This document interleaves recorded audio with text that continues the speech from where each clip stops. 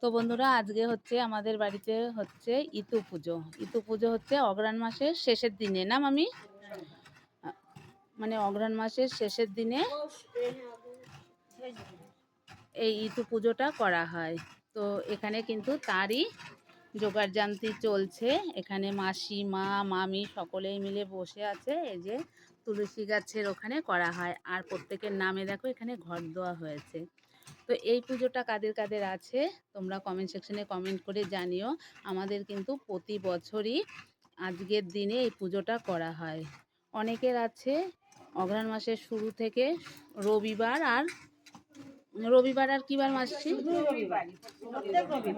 মানে এক মাস ধরে রবিবারে ফুল জল এগুলো দিয়ে রাখা হয়।